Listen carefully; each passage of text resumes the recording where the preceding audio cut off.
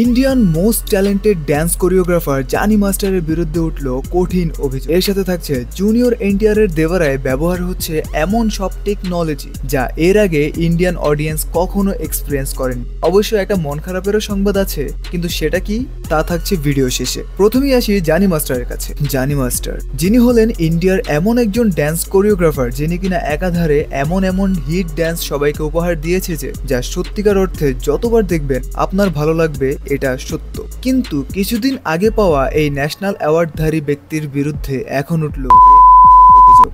এখন কে করলো এই অভিযোগ তা পুরোপুরিভাবে জানা না গেলেও এতটুকু জানা গিয়েছে যে ভিকটিম হচ্ছে ড্যান্স রিয়ালিটি শো এর একজন কন্টেস্টেন্ট, যিনি জানি মাস্টারের বিরুদ্ধে এফআইআর করেছে এই বলে যে জানি মাস্টার তাকে থ্রেট করত এবং নার্সিংগিতে জানি মাস্টারের রেসিডেন্সে শুট চলাকালীন সময় মাল্টিপল টাইম তার সাথে এই খারাপ কাজ করেছে জানি মাস্টার। এখন এই ব্যাপারে পুনম কর বলে যে এখন পুনম করকে সেটা জিজ্ঞেস করবেন না, একটু গুগল করলেই ওনার সম্পর্কে সবটা জানতে পারবেন। Now back to the topic. Poonam Kaur Twitter হ্যান্ডেলে দর্শকদের উদ্দেশ্য করে লেখেন, অভিযুক্ত শাইকজনীকে আর ওস্তাদ বলা উচিত নয়, কারণ আমরা সবাই জানি যে জানি মাস্টারের উপাধি হচ্ছে ওস্তাদ বা মাস্টার। তাই পুনম কর তার টুইটার হ্যান্ডেলে দর্শকদের উদ্দেশ্য করে লিখেন যে অভিযুক্ত শাইকজনীকে আর ওস্তাদ বলা উচিত নয়। মাস্টার শব্দের প্রতি আপনারা একটু শ্রদ্ধা বা সম্মান রাখুন। এখন আপনার কি মনে হয় কিছুদিন আগে এই ন্যাশনাল অ্যাওয়ার্ড পাওয়ার ট্যালেন্টেড এই ড্যান্স কোরিওগ্রাফারের ওপর যে আরোপটি করা হয়েছে তা কতটা সত্য? কমেন্ট সেকশনে জানাতে ভুলবেন না যেন।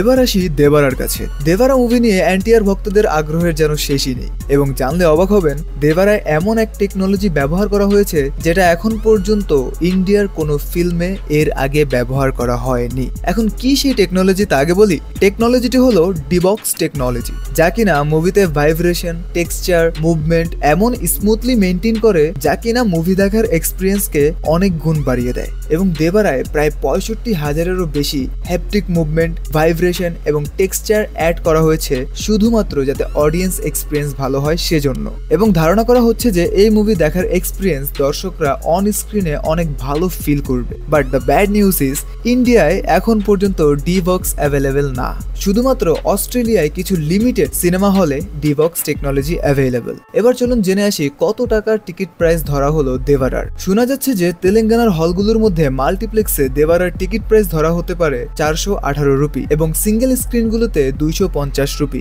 আর এটা শুধুমাত্র তেলেঙ্গানার অডিয়েন্সদের জন্য। অন্যান্য সব স্টেটের টিকিট প্রাইস এক এক রকম কম বা বেশি হবে, যেটা খুবই স্বাভাবিক। ধন্যবাদ আপনাকে আমাদের বকবক এতক্ষণ যাবৎ সহ্য করার জন্য। আর এমনই সব ফিল্ম রিলেটেড বকবক শোনার জন্য আমাদের পাশেই থাকুন। ধন্যবাদ। আলবিদা।